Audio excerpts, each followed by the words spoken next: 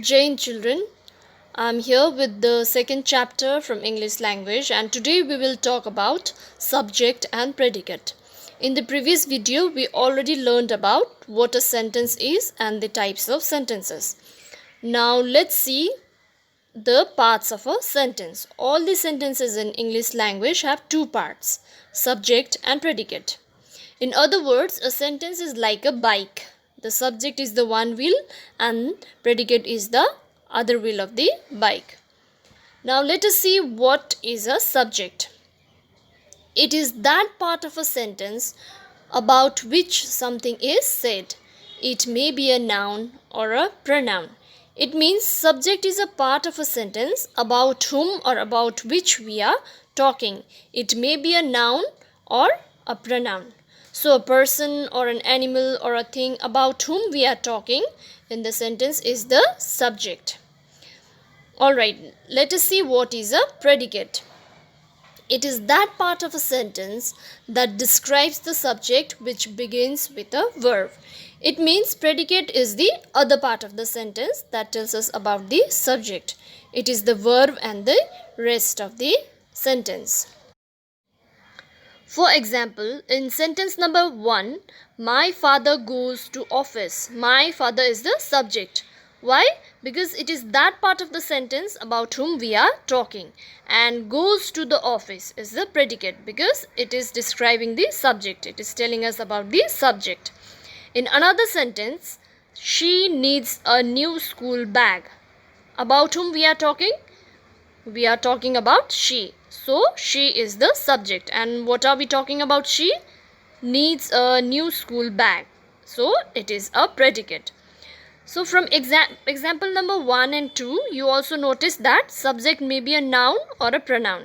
In the first sentence, it is noun, my father, and in the second sentence, it is pronoun, she. In the next sentence, the sun rises at 5 o'clock. The sun is the subject and rises at 5 o'clock is the predicate. And in the last sentence, my little brother broke his leg. My little brother is the subject and broke his leg is the predicate. Now let us see a couple of more examples in your book. In the sentence, the boys were reading in the class. The first part of the sentence speaks about the boys. So this is the subject of the sentence. The second part of the sentence, were reading in the class, tells us something about the subject. So this part is its predicate. In the same manner, my father is a doctor. Here we are talking about my father, so it is a subject and is a doctor is predicate. Next, some old men and women will celebrate the party. Here some old men and women is the subject because we are talking about some old men and women in this sentence. And what are we talking about them? Will celebrate the party. So this is the predicate. In the last one, the boy wearing a blue shirt has reached at the station. Here the first part, the boy wearing a blue shirt is the subject and has reached at the station is the predicate.